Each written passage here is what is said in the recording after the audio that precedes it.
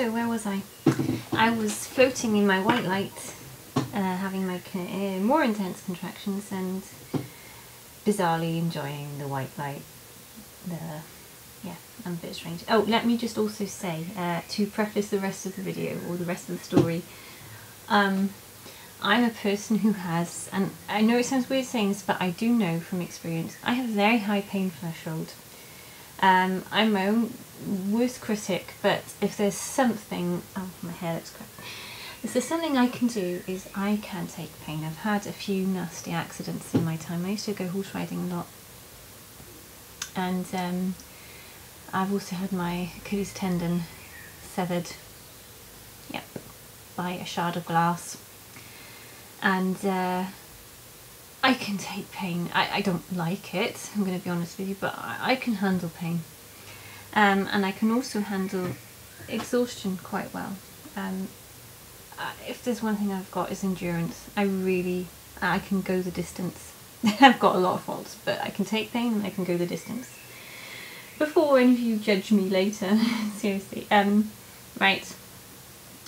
So I was in my white light, having, bizarrely, quite a lot of fun. When I had no idea, because I lost all sense of time in these contractions. I was just focusing on getting through them. I had no idea how close I felt they were close to each other, but sometimes when you're in labour you feel that the time between contractions is like a long time, and it isn't. And then sometimes you feel like they're really close together and they're like back to back, and they're not. But my husband interrupted me in my white light fun and said, I think we need to go, Robin. And I'm like, oh, why? How are they? And he said, were you having them every 2 minutes? And I was like, oh, really? Oh, okay, yeah, we better go. So off we went, and I was having them in the car, on the way to the car, on the way from the car to the clinic, and I was like, oh, great, every 2 minutes. Hey, I might even be like something like 5 centimetres dilated. Right? I was really excited, thinking, yeah, go me. Because apparently this had been going on for several hours. I had no idea. Time feeling completely gone. And when we got to the clinic, I was checked, and the midwife, wonderful midwife, she's fabulous, said, yeah, I think it started.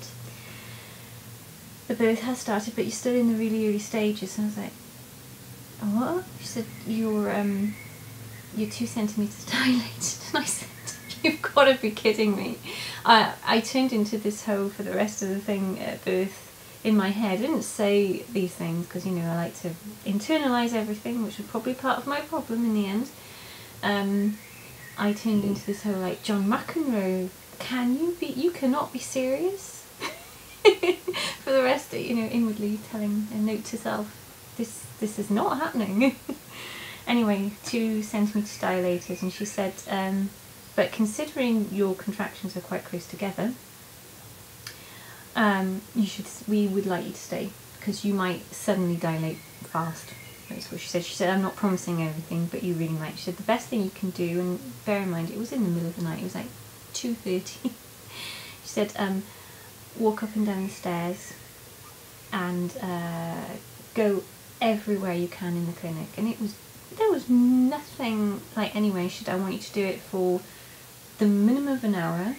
I should try and last 2 hours, as long as you can, basically. She said, the second you feel you must come back, please come back. So we went up and down flights of stairs, and I was really determined. I was like, yeah, I'm going to do this, because I really wanted to go all natural. I didn't want any drugs. I wanted a water birth, and I was I was probably too determined was the problem. So we walked around for a long time, and which is not fun when your contractions are that close together. It's not fun at all. They did actually at the clinic, and this happens to a lot of people, they weren't always that close together. They did space out a bit, and then they'd come like close together again, and then they'd space out again. That was fun. Which was not really getting me anywhere fast, but was still exhausting. Let's put it that way. And we were quite away, because in my determination, I was like, yeah, let's go over there, let's go into that ward, let's go here, let's go up that flight of stairs, and my husband was like, I cannot keep up with my wife in labour, and I'm like, I've got to walk through this, I've got to get through it. It's really stupidly to do. And we were quite away from the ward, you know, from where the clinic part where I was, you know, going to give birth. A good walk away, where I had this one contraction, and I grabbed my husband and kind of like fell on him, and it's like this big came out, and he thought, oh my god, she's dilated really fast, she's gonna have it here. I didn't, but he's like, right, we're going. He's like dragging me into a lift, and I'm like, I'm all right. It's hilarious now. And we got back to to the clinic, and my husband like, you need to check her. She must be like 7 centimetres dilated by now. I think the baby's coming. I think she's having it. She checked me, 3 centimetres.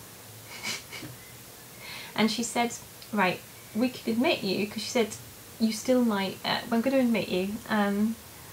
She said, you may end up being sent home, you may end up having this baby in a few hours. She said, it all bets are off. She said, I can't tell how fast or quickly this is going to go. You never really can. And she said, what would you like to do? And I said, well, I'd really like to have a water birth. So, and maybe, you know, going in the bath would help. And she said, yeah, for some people it can actually, you know, intensify the contractions. I said, I don't want any painkiller yet. And I'd actually told them not to offer me any. I said, I may ask for it. I'll ask for it myself if I need it.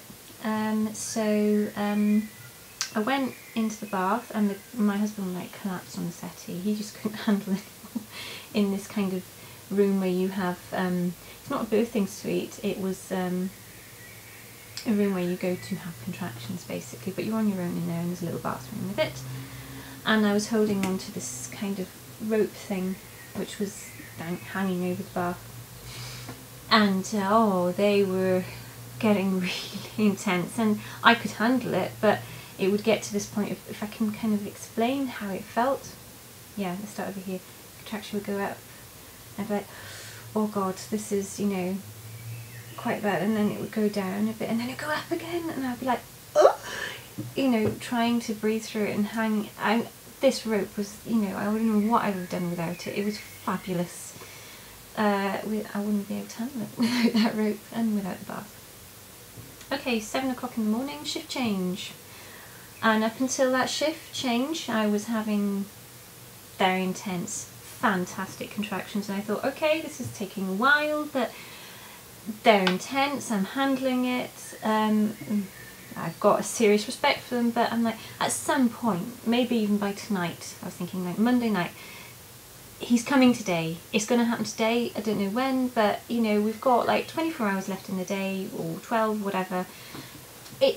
Inside those 24 hours, I think it's going to happen. It must. Yeah, it didn't happen.